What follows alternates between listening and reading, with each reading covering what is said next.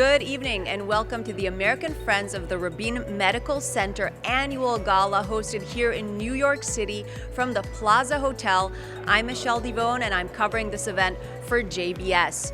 Now, it just so happens that this week we mark 24 years since the assassination of the late Prime Minister of Israel, Yitzhak Rabin, and so it's only appropriate that we honor a medical center that's named after him and also honor those who save lives in Israel and everyone who supports this effort. We will be covering the program tonight. We will be interviewing the honorees, and we're so happy that you're able to join us from around the world. We're just about to get started. Don't go anywhere. We're with the Executive Director of the American Friends of the Rabin Medical Center. Introduce yourself and tell us a little bit about you. You're also a rabbi. I'm a rabbi. I'm a PhD. My name is Joshua Plout, and I've been the Executive Director of the American Friends of Rabin Medical Center for 15 years, promoting the Rabin Medical Center, Israel's premier hospital in the United States of America. It's a great cause, a vital mission. We're the #1 hospital in Israel for cancer, transplantations, genetics, women's health, emergency and trauma care.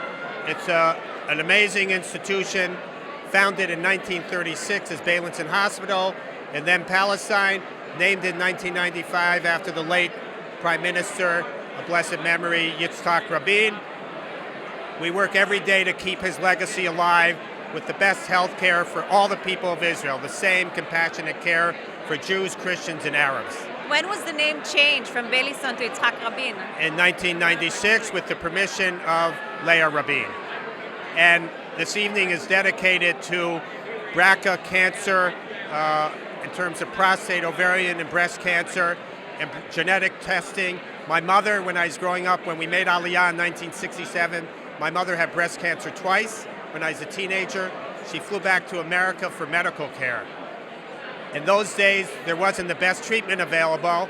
If she were only alive, my mother, Hadassah Plout, to see that I represent Israel's greatest hospital and its greatest cancer center, Davidoff Comprehensive Cancer Center, which has the ability to treat everybody. In her memory, 10 years ago, I established the NYC 5K Schlep, a 5K breast cancer and ovarian prostate cancer run walk in Battery Park, and we're taking it in January 12, 2020 to Santa Barbara, first year there. And we hope your viewers will consider hosting us in your city, whether it's Miami, Chicago, Las Vegas, Memphis. Join the Schlep. Join the Schlep for breast, ovarian, prostate cancer awareness. Rabin Medical Center was inaugurated in 1995 with the combination of two hospitals, Beilinson Hospital, which was opened in 1936, and Hasharon Hospital, which was opened in 1942. And after the murder of our late Prime Minister Yitzhak Rabin, both hospitals were coming together, combined, and the new center is Rabin Medical Center. So we are now 24 years old as a new medical center. And we just commemorated and marked 24 years since the assassination. Maybe you can tell us a little bit about how Rabin's spirit is felt in the hospital and in the values that you hold. Rabin's spirit is mainly of giving equal treatment to all walks of society. We appreciate everyone, we honor everyone, everyone is equal for us, and we have a lot of people, some of them are religious, some secular, some the Arabs, Jewish. Everyone gets treatment because we are dealing with the needs of human beings, with diseases, with trying to give better health to people, and that's the only thing that is in our mind. So we treat Palestinians, we treat Jewish, everyone who is in need will get the best treatment in Rabin Medical Center. And I'm guessing that your staff is also quite diverse. Yeah, our staff comes from, again, all walks of society, from all waves of immigration coming to Israel, and from all villages around us. So we are very proud that the only way that we judge things is professionalism, about being a human being and helping others. This is the only thing that we try to do. Well, I will tell you, it's also quite personal for me. When my daughter was born 25 years ago, the pediatrician told me, if something serious happens, take her to Bellinson. Drive a little bit further, but there she will get the best service, the best treatment. So in some instances we had to do it, so it's very personal for me. I think one thing that Israelis are especially proud about is the type of coexistence that you also see at medical centers, something that of course doesn't really reach the headlines here, but maybe you can tell us a little bit from your personal experience what it is that we witness that's maybe an example of how we could be living in a larger context. You know, Michelle, a few weeks ago I met the and I have periodic meetings with the editor-in-chief of the New York Times. And he told me, I spoke with him this time, not about the bias, but what I refer to as the one-dimensionality of the coverage of Israel. And he agreed with me. He said, our readers know a lot about the conflict, about Iran, but they do know nothing about the Israeli economic miracle, technology, health services. And I think that, yes, those that receive their information from the mainstream sources and haven't been there and saw by themselves don't know about the amazing coexistence that exists between all parts of Israeli population in a place like the Rabin Medical Center. I think that they will be surprised, first of all, how much Israel is diverse. People think that, okay, there's a bunch of Jews there. No, we are so different, and non-Jews and Christians. Especially in the medical field, you see that. Exactly, in the medical and the pharmaceutical, in all the aspects. I think that is a hidden gem of Israel, what happens in our medical centers, and Rabin Medical Center at the forefront of them. It's hard to choose the charity that you truly want to support because there's so many of them. So what makes this one stand out is the fact that it's an institution that really brings people together, whether they're of a Jewish descent or Muslim descent. It has no borders. And that was probably one of the most important things for me in joining this organization. What do you think people should know about the Rabin Medical Center for someone who might not be familiar? That there are medical breakthroughs, advancements, things are happening in Israel that are far beyond what we see anywhere else, that there is such effort and dedication to lives and to saving lives, and it's so important for us to recognize this, especially in a night so beautiful as tonight. So I was thinking maybe I could bring in David Burke. He's a very well-known chef, and tonight he's contributing to the meal. David Burke. You worked with them before with American Friends of Rabin Medical Center? You know, I cooked at Schneider's Children's Hospital in Tel Aviv about 15 years ago, maybe 10 years ago as well. A bunch of chefs from New York went over, and we did a fundraiser, and it was incredible what happens there. So happy to be part of this. And is that going to happen again? That sounds amazing. If I was asked to do so, I would love to do it. I love going over to Israel. I mean, I was pleasantly surprised back then how good the food was. And one of the major food writers there was my assistant in 1993. She's become a cookbook author and a food critic. Her name is Ruti Russo. And she's fantastic. So I'd like to go visit. Very cool. The food now is even more delicious than it was. Yeah, I see it. She keeps me updated, but and the progression is great. But it was surprisingly good back then. You know, you hear about French food and Asian food and this and that, but the Israeli cuisine was delightful.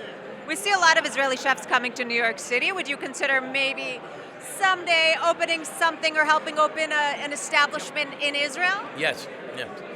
You know, I think there's so much talent now, and chefs like to travel. It's all about having the right execution, the right help there, and being able to cross-utilize. Why not? We hope you enjoyed meeting and listening to some of the people who have made tonight so special. The program is about to begin, so don't go anywhere. I'm Michelle Divon. Have a great night.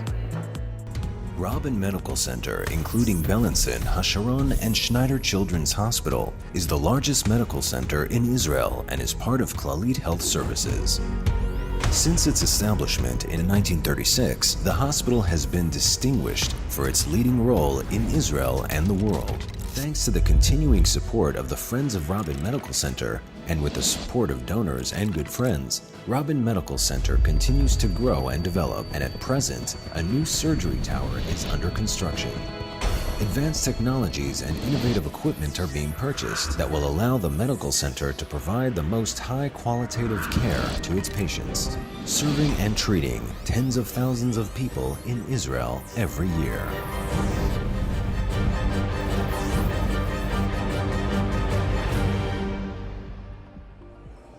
Tonight's all about honoring those who do great things on behalf of others, starting with the namesake, Yitzhak Rabin. Our honorees give so much, and tonight we thank them. It's fitting that we're gathered here tonight on Veterans Day. Before becoming Prime Minister, Yitzhak Rabin served in the Israeli Defense Forces for nearly 30 years and was Chief of Staff during Israel's 1967 Six-Day War.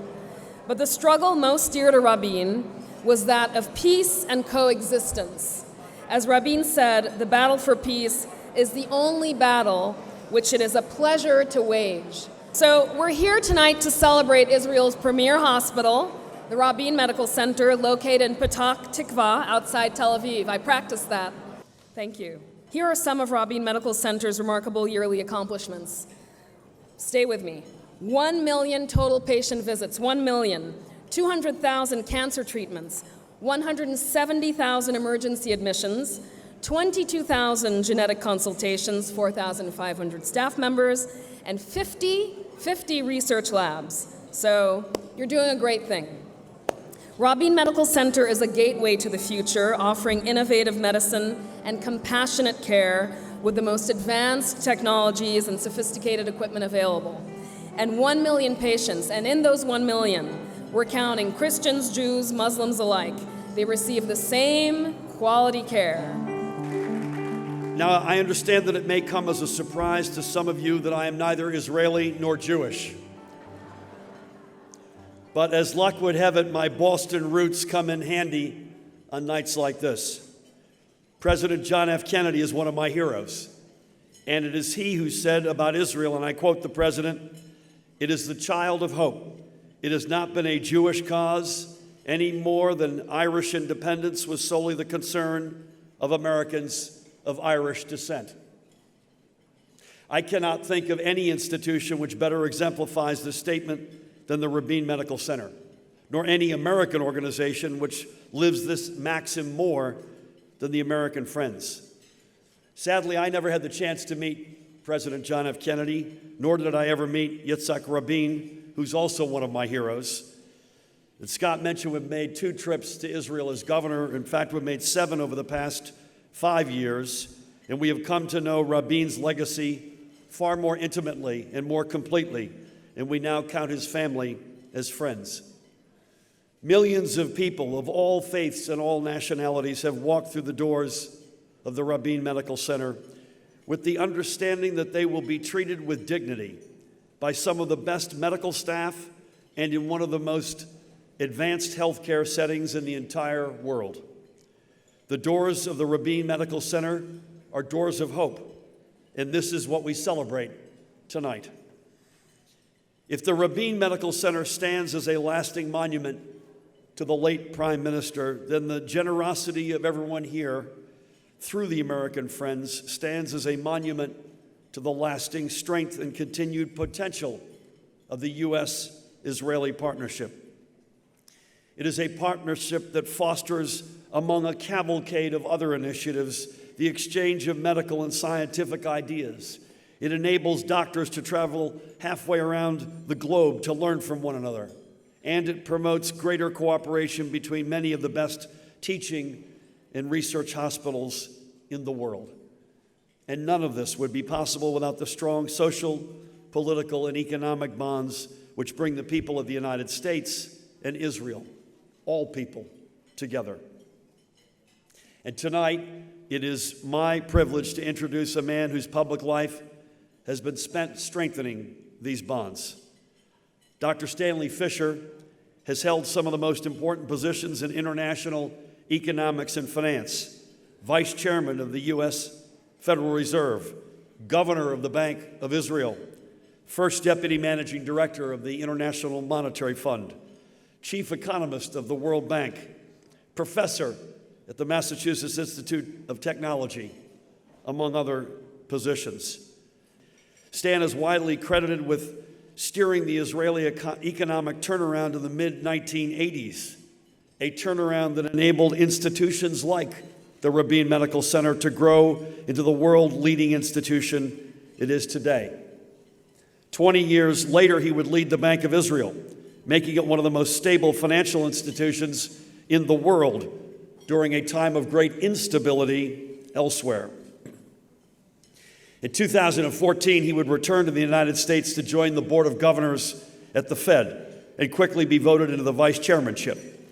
That was with good reason, as he is looked upon as one of the world's foremost authorities on central banking, both in theory and in practice. Tonight, we thank him with the greatest appreciation for his service to the economies of the United States and of Israel and the world. It is now my great honor to invite to the stage the recipient of the Yitzhak Rabin Global Financial Leadership Award, Dr. Stanley Fischer.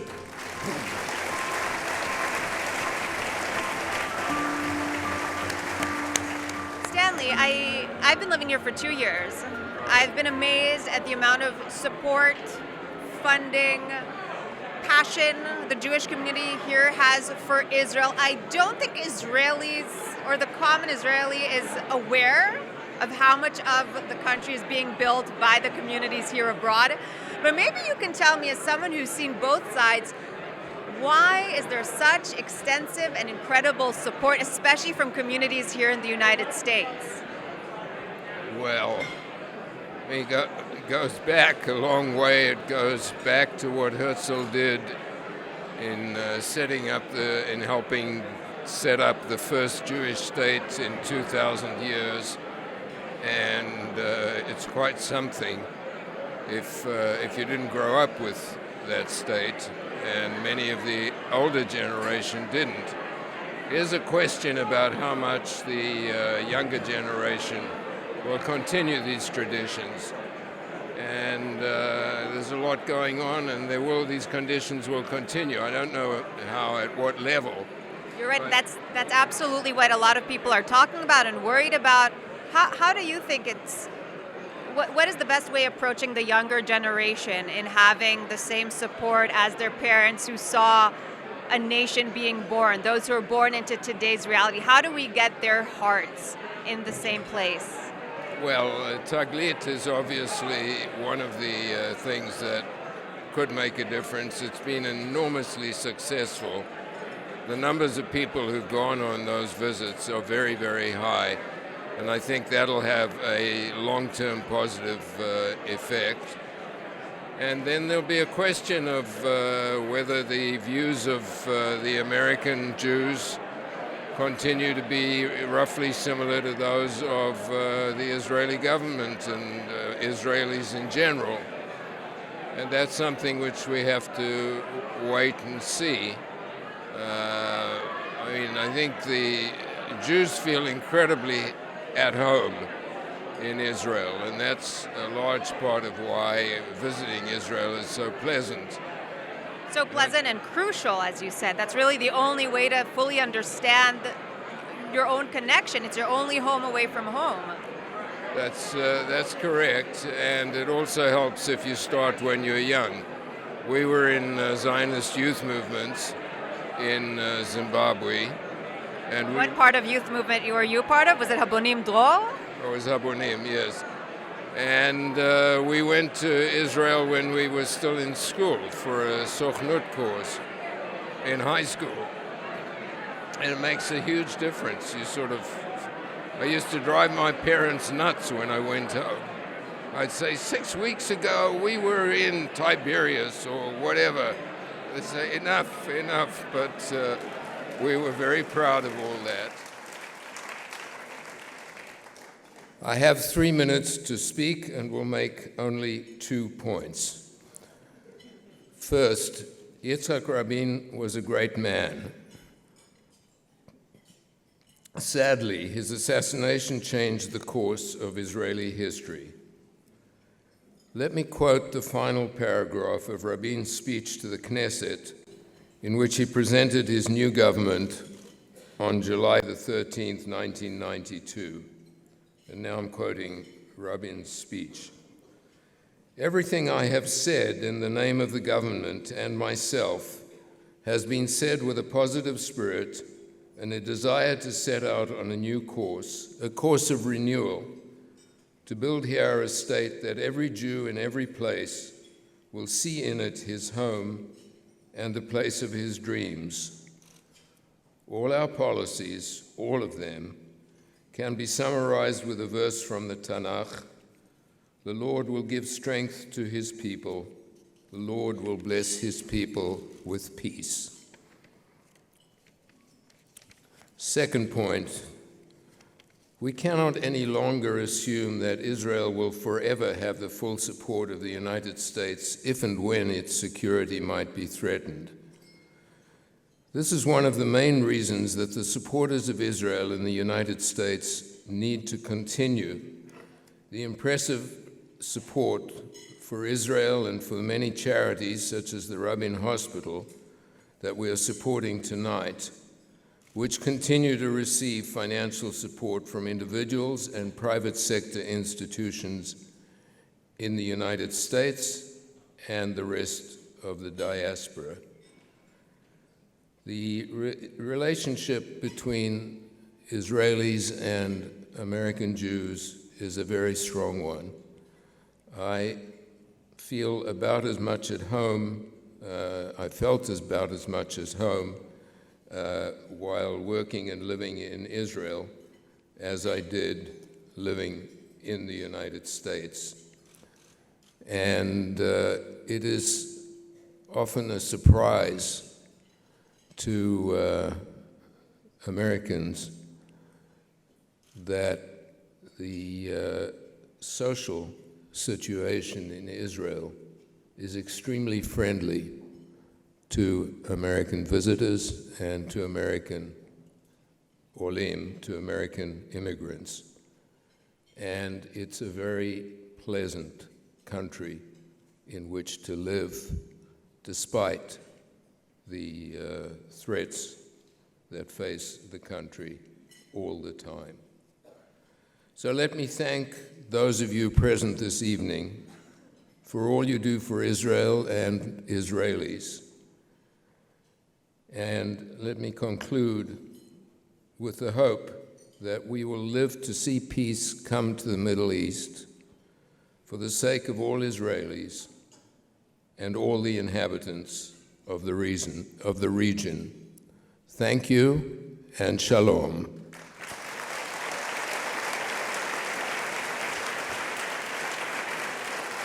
So our focus tonight is on all that Rabin Medical Center and American Friends of Rabin Medical Center are doing together to treat breast, ovarian, prostate cancer. We all have been touched by cancer in some way, everyone. And I just want to share a little statistic just to remind you of why we're here, is that 1 in 8 women will develop breast cancer in her lifetime, and 1 in 9 men will develop prostate cancer. And so if you let that sink in a little bit, that will underscore why we're here and why we need to support this hospital and its work. Rabin Medical Center has been privileged to partner with Memorial Sloan Kettering Cancer Center here in New York, and tonight we celebrate that partnership. We'll now view a brief film on BRCA genetic testing and awareness for breast cancer, and following the film, you will hear some words from Dr. Kenneth Offit, who will take the stage and give some remarks on the future of genetic testing for cancer risk. Dr. Offit is chief of the Clinical Genetics Service at Memorial Sloan Kettering Cancer Center, and Dr. Offit's laboratory discovered the most common hereditary gene mutation in BRCA2 associated with cancer risk in those of Ashkenazi Jewish ancestry. I'd sort of heard in the background about the fact that there was this gene mutation, and if you had it, then it increased your probability for ovarian and breast cancer. That was the level of my knowledge. Well, there's a lot of cancer in my family, and so I wondered whether there was some kind of genetic component to it. I had no idea that if you have hereditary cancer syndrome and you're BRCA positive, you're at very high risk for ovarian cancer. I don't think it's widely known that this is something that needs to be considered if you're of Ashkenazi Jewish heritage. BRCA genetic testing tests for alterations, what we call mutations, in the genes BRCA1 and BRCA2. And those mutations can increase one's risk for cancers such as breast, ovarian, prostate, or pancreas. So when we discovered these mutations, they turned out to be quite common. 1 in 40 men and women of Ashkenazi Jewish background carried one of these 3 BRCA mutations. 1 in 40, that if you have any Eastern European or Ashkenazi Jewish heritage, even if it's one Ashkenazi grandparent, that your risk of being BRCA positive is 1 in 40. And that is 1 in 40 Ashkenazi Jews worldwide. What are founder mutations? Why does this happen? And why in this particular group? We determined that this was a historical accident. The Ashkenazi Jews were isolated in Europe over centuries.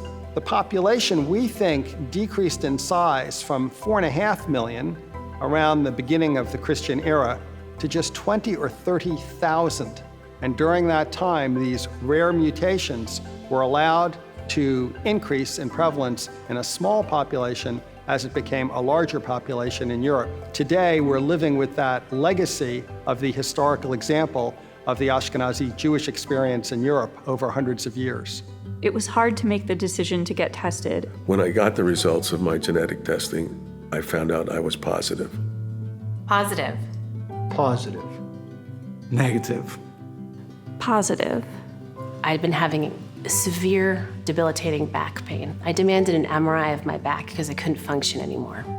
That MRI showed an incidental finding of what turned out to be stage 4 ovarian cancer.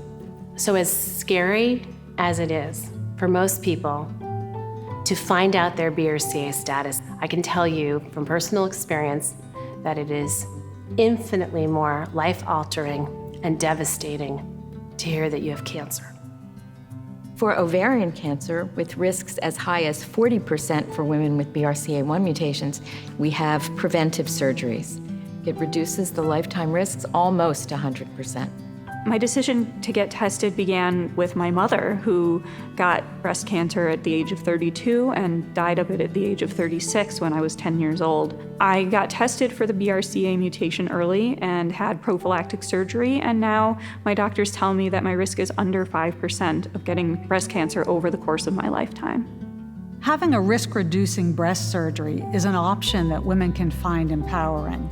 Other women choose to have increased breast screening with mammogram and breast MRI. I think the most sobering thing was learning the implications of BRCA and prostate cancer. Men with BRCA mutations can be screened for prostate cancer. I just felt I had no choice but to find out. I thought it was very important that given I have 3 daughters, that we know. But it's more than just my daughters, it's your grandkids as well. Despite this compelling knowledge, only about 10% of the Ashkenazi Jewish population worldwide has been tested. Whether in North America, or in Israel, or in Australia, or in the United Kingdom. Well, what we're doing is we've started a research study, we hope soon to be an international study, so that any individual who has a grandparent who is of Eastern European ancestry can be tested at home and through a saliva test for these ancient mutations. Being tested was easier than I expected. This is a time for action for all of us. For future generations. And for daughters and for fathers. BRCA testing can save lives.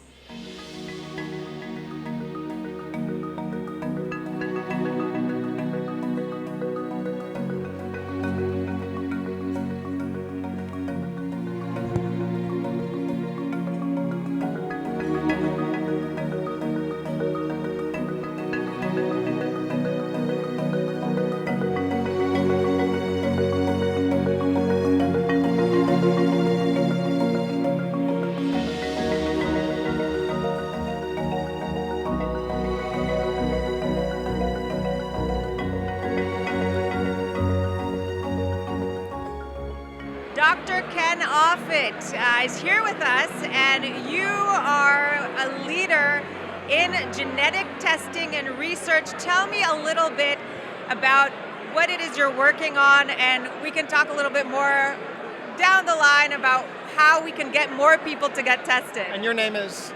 Michelle Divon or Michelle Divon. We met in Soroka in the past.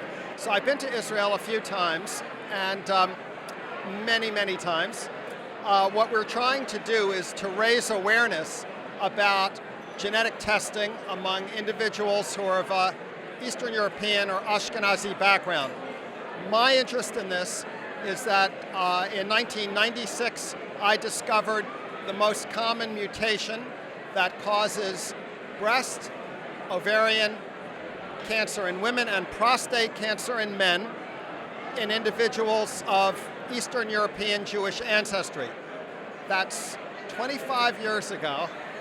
And if you were to say how many Ashkenazi Jewish individuals in the United States, Israel, England, Australia have been tested with this, for this potentially life-saving information, what percentage would you say have availed themselves of this?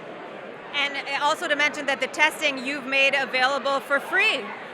Well, we have, through this research study, made it available for free because the answer to my question is very few individuals have actually done this testing. And we're not sure the reason. Maybe you can help me to understand the reasoning. Maybe it's because of a little fear. Maybe it's because of a need to know more. Maybe it's because of a concern of privacy and confidentiality. All of those issues, we think, play into this. What are the numbers? Is it 1 in 7 that carries this gene? So for the mutations that cause breast, ovarian, and prostate cancer, it's 1 in 40, 1 in 40. And that may not sound like it's a large number, but if you look out in this room, that means that there'll be dozens of individuals that will carry this mutation when you get numbers high like that. Anything greater than 1 in 100 for a genetic disorder is a pretty frequent occurrence. And this is not like Tay-Sachs, which is maybe the number that you're thinking about, where the numbers can be that high. But in those conditions, both parents have to carry the mutation for the child to be affected. With these mutations, if one parent carries the mutation, the child has a 50% chance. If it's a daughter, of developing breast and ovarian at increased risk, or for a man as he gets older, prostate cancer. So tell me, someone who is tested and finds out that they are the carrier of this gene, what can they do if they still want to reproduce and have kids? What can be done medically to make sure that it's not passed on to their kids? So there's so much, right, that can be done. We now know, because of Angelina Jolie, obviously, that surgery can be done. And then we had Beyonce's father, who is a man with breast cancer due to a mutation, just like the one that I found in Jews. So surgery, we know. Screening, my wife is a radiologist. Israel is very good at MRI-based screening. In fact, my wife's good friend runs MRI screening in north of Israel. But your question is, what can we do to prevent this? Well, Israel is also a leader in what are called reproductive technologies. We do that here in the States also. IVF, but you do IVF and you test the embryos, because there are multiple, and the ones that don't have the mutation that the father or mother inherited, those are implanted. And those are the ones that reproduce, that are multiplied. Those become your children. When you have IVF, you have a fertilized egg outside, fertilized and implanted.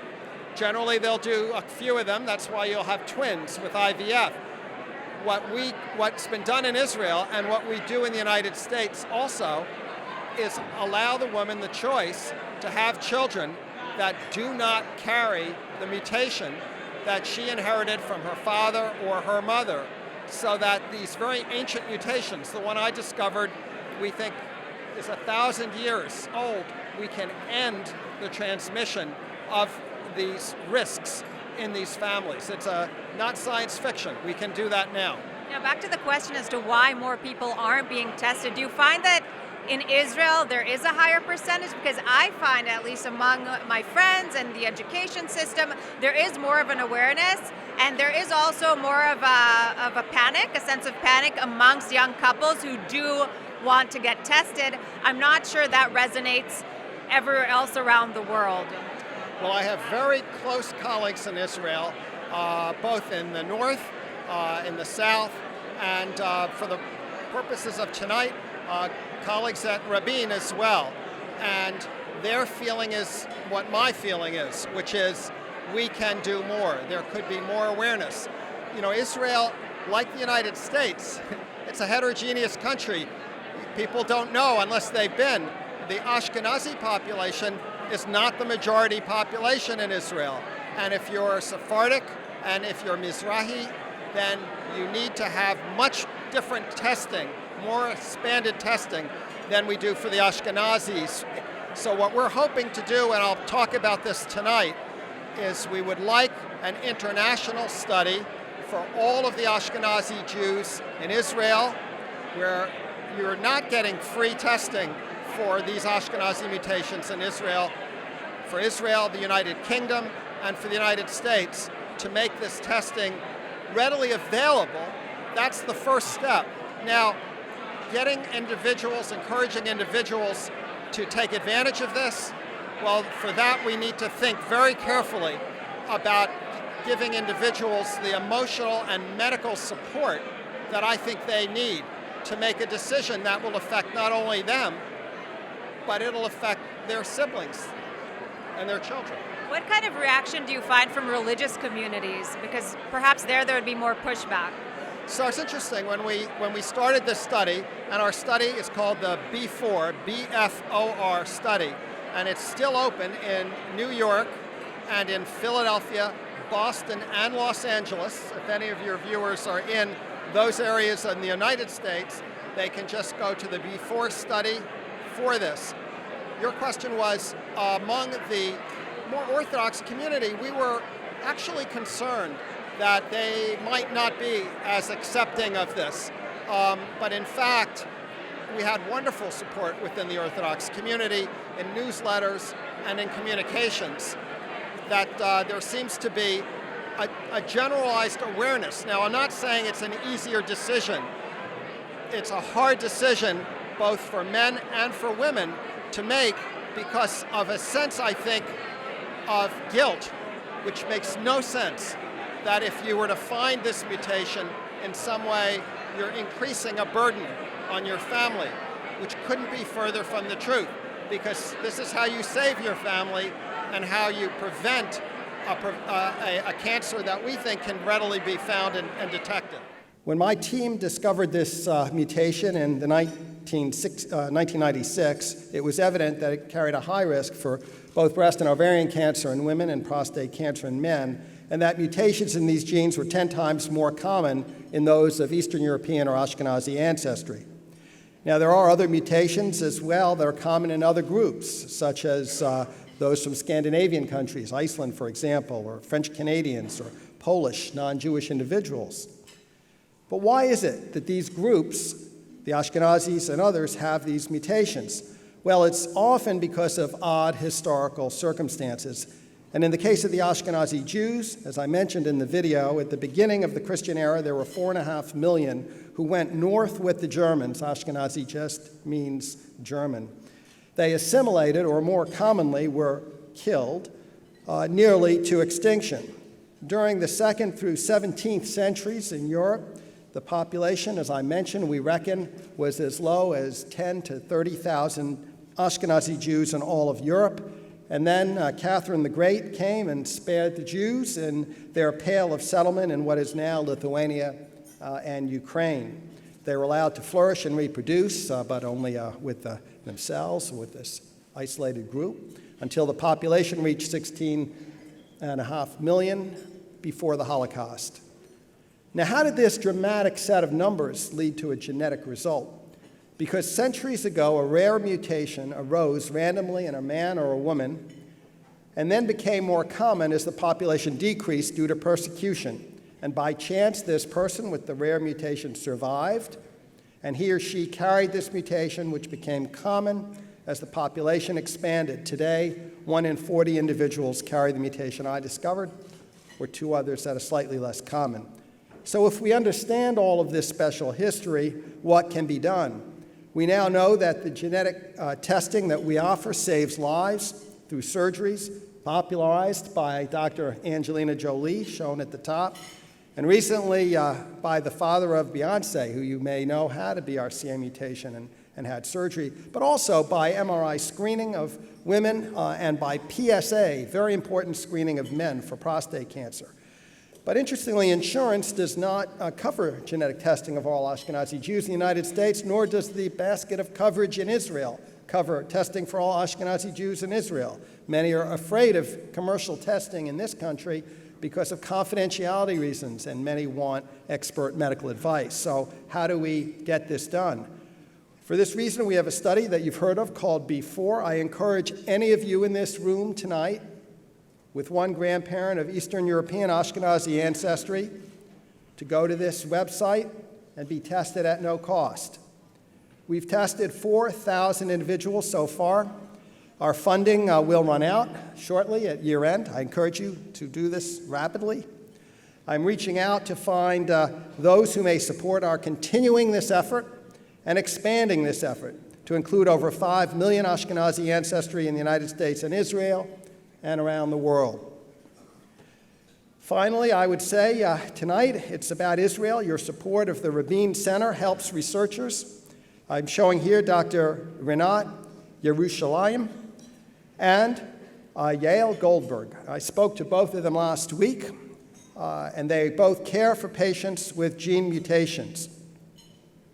Dr. Yerushalayim takes care of patients. Dr. Goldberg provides their testing. I'm going to mention in closing a study led by the Rabin team. You can read the title at the bottom. It's a study not of Jews, but of Arabs in Israel, conducted at the Rabin Center, showing that the rate of hereditary ovarian cancer among the Arabs of Israel, and we think the indigenous Arab population, is much higher than expected, an interesting topic and one of which we are only beginning to explore. So research support of Rabin tonight helps Israel, and helping Israeli science also helps the region, and helping the region helps the world, because what we learn from one experience helps all others. Thank you so much for your support of this work. I'm very honored to receive this award tonight.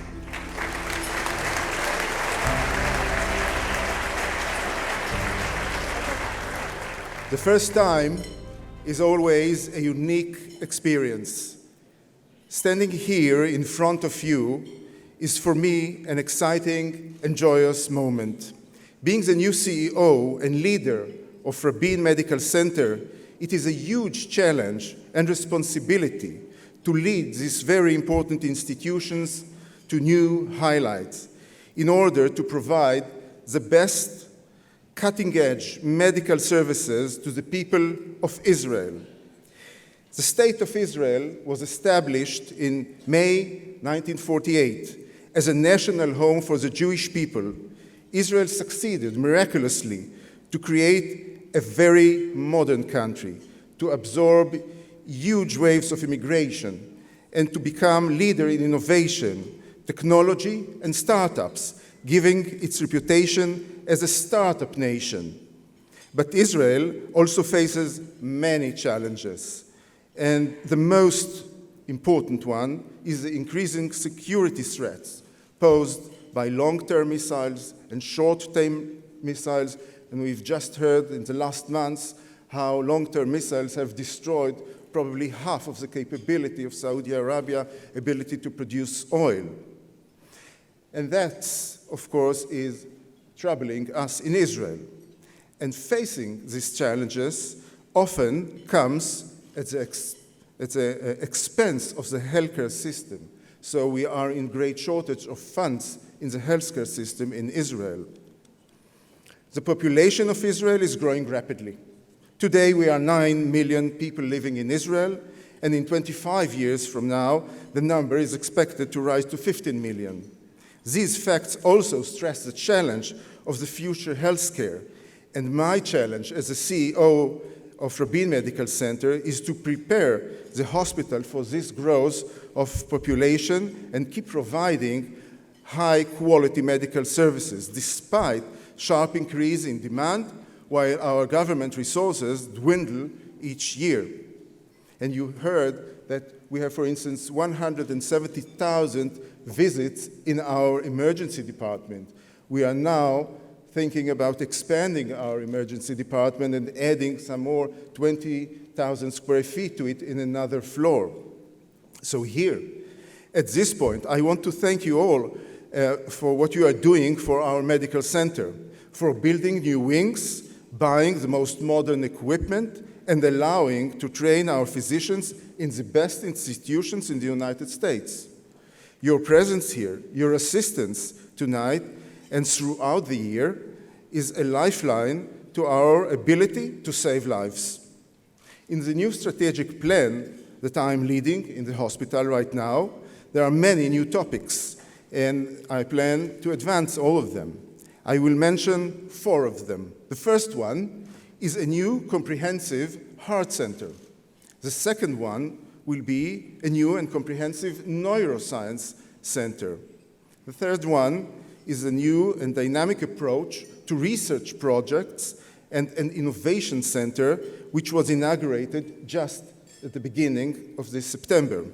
And of course, we are expanding and actually doubling the size of the Davidov Cancer Center, and we'll be able to provide the growing number of patients that we see each day in this marvelous cancer institute. How many people would you say come from around the world? You said you're leading in transplant and in cancer. How many patients, what would be the percentage of international patients? Look, for instance, in lung transplant, there are only 17 centers around the world who are doing more than 50 lung transplants a year. We are among them. So we are a very large lung transplant institute. We are doing about 220 kidney transplants each year, which is a vast number of patients, and we are doing it for many, many years. Actually, Beilinson Hospital was the first to do kidney transplant in Israel as early as the early 60s, and then we were doing the first heart transplant in Israel as well, also mid-60s. So we are pioneers in medicine, we are doing the breakthroughs, and we are looking for the future in every way. So tonight, we honor 4 outstanding supporters for their work on behalf of American Friends of Rabin Medical Center. Each honoree has contributed greatly to the success of American Friends of Rabin Medical Center. Thanks to them, and with the support of the board of directors, our donors, the countless family foundations and companies, and with all of you, we continue the legacy of Yitzhak Rabin by providing the best health care in the Middle East. First of all, I just want to say I'd like to thank all the people in Israel who work at the hospital, who are boots on the ground, who day in and day out provide services to people who are ill and could use a helping hand. So that's the main honoree for me tonight. I'd also like to thank everybody involved with American Friends of Rabin Medical Center, the staff and the board, for bestowing this award on us. My mom was born in Israel. My wife is an Israeli citizen, so causes in Israel are near and dear to my heart. Sure, and tell me, why is it important for the Jewish community here and for other communities to be supporting the efforts of saving lives in Israel? We see all of the different hospitals having very strong support here, and the Rabin Medical Center, which I understand is the largest, is now holding, I think it's the 19th annual gala. So why is it so important, and what creates and strengthens this link between the Jewish community here and the medical world in Israel? Sure. Well, I think, first of all, when you look at Israel and you see all the innovation that's coming out of Israel in the medical technology, it's an exciting place on the whole for that industry. And second of all, I think when people think of the Middle East and think of Israel, they might have a thought that there could be conflict or strife, but here's an organization that is day in and day out providing medical services on a very inclusive basis to all the citizens of Israel and the Middle East. And we think that's a message that resonates in New York and with the New York Jewish community. Welcome to the 2019 American Friends of Rabin Medical Center Cheryl Diamond NYC 5K Schlep for raising awareness for breast and ovarian cancer here in New York City and for treatment at Israel's Rabin Medical Center. Good morning, New York. Let's all schlep! I'm actually schlepping today for Cheryl Diamond. I'm here because I believe in what the American Friends for the Rabin Medical Center are doing for both breast and ovarian cancer. It's a tribute to all the families who have lost members. It's a tribute to all the families who have their dearest loved ones still here who have fought and survived. So I'm happy to be a part of this. We're so excited to be here, and we have all of our friends here, and I'm excited to cheer everyone on, and it's going to be a great day. I am Dr. Yael Pfefferman, and I'm here schlepping today to support the American Friends of Rabin Medical Center in this important cause. I am from Rabin Medical Center. I am a cardiologist. Thank you for the American Friends of Rabin Medical Center for supporting us this amazing opportunity. I'm thrilled to be able to support the important work that the Rabin Medical Center does. Our community members feel that it's important to respond. What we're excited about is just being together. We have such a strong community here in New York, but not only in New York, worldwide. I'm joining this walk to support fundraising for breast cancer and ovarian cancer for the Davidoff Hospital in Israel. I think it's important because you're actually supporting the future doctor in Israel. After meeting Josh and meeting Ron Cohen and really being moved by the mission of this organization and the fact that it supports Israeli doctors, which is very important to me. I'm here today for schlepping in the Cheryl L. Diamond 5K Schlep for the American Friends of Rabin Medical Center. Cheryl is my late wife, and I'm very proud to be one of the sponsors of this event in her memory for what a wonderful person she is, but more importantly, to help in any way that we can to raise money for the American Friends of Rabin Medical Center because of the wonderful job that they do. I hope people take away from this event a sense that the future brings a cure to this dreaded disease. And it's just a great, beautiful day. God bless. Just don't give up. Especially in 2019, I would like to think that chances are that you will survive. I am very optimistic woman, if you can see. If you are together, we have force, very good strength. We all danced together at Radio City, and we're here for the 5K Schlep to honor our Rockette sisters and family and friends who we've lost to breast, ovarian, and prostate cancer, and we hope to have a much bigger group next year. Thank you to all our donors, friends, and supporters for helping people who are suffering. This is a wonderful cause and a good deed that you are doing. Thank you for all your kindness. Because the Rabin Medical Center is one of the finest medical centers in the world. The research that they're doing is cutting edge, and we believe in our hearts that they're going to be the ones to find the cure. It's been a wonderful afternoon. We've actually had the best turnout ever. Thank you to our fundraisers and our team members. We are going to raise the money, and we are going to beat this. And we couldn't do it without everyone here and the patients and their courage, and Rabin Medical Center and all the wonderful doctors and scientists. As you all learned this evening through speeches and the videos, Warren's first wife died of breast cancer. They were childhood sweethearts, together 33 years and married 28 years. Warren has been on a mission ever since. He's been on a mission to help find a cure for breast cancer, to help victims of breast cancer and their families, and to improve facilities that treat breast cancer patients. He's amazing. He really is. The Cheryl The Cheryl Diamond 5K Schlep is the first philanthropic endeavor that we've undertaken together because we want to beat cancer. We want to beat it now. And I have to admit, we've actually had fun doing it together and schlepping together. I'm very pleased to report that our 2019 Schlep has been the most successful Schlep to date, and we've had the largest turnout. So thank you to all the Schleppers who are here. Now, I'm very excited to announce, and I think you all heard it, but we're launching on January 12th, 2020, the Cheryl Diamond 5K Schlep in Santa Barbara. Let's go, Callie, let's go. You got it. There's an opportunity for all of us to beat cancer. Now, one of my other brilliant attorneys has told me that when he's preparing for trial, you know who you are, Jay, that he picks a theme and uses several words, 2 words, 3 words, or a phrase. So tonight I'm going to leave you with 2 words and a little phrase. Schlep. Schlep. It's a great word. You've got to love Yiddish. I hope I've motivated you to join us. The Schlep is an amazing event. It's fun. It's loving. You can be competitive. So please join us at any of our Schleps. You can be a bicoastal Schlepper, or just come to New York, or just come to Santa Barbara. Love, right? Love. Love is fierce. Love is tender. There's puppy love. But what I want you all to think about is that love can conquer.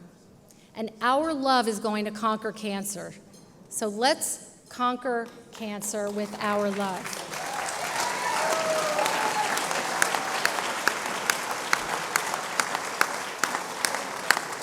And lastly, beat it. I'm tired of it. We know one person can make a difference, but one person can't beat it. However, together, we can beat it.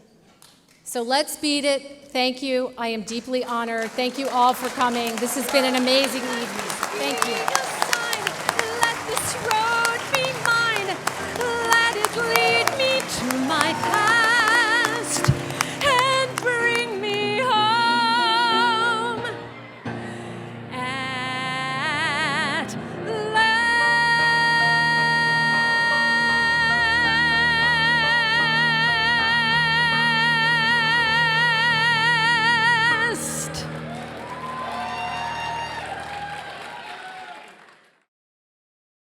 We would be pleased to send a complimentary DVD of this program to anyone who wishes to support JBS with a tax-deductible gift of $36, double high or more. Simply visit the JBS website at jbstv.org and click on the Donate button to make a donation by PayPal or your credit card. And please indicate the program for which you would like a DVD. Or you can send your tax-deductible check to JBS, P.O. Box 180, Riverdale Station, Bronx, New York, 10471. And again, please remember to indicate which program you would like to receive with our compliments. And we thank you for your kind support.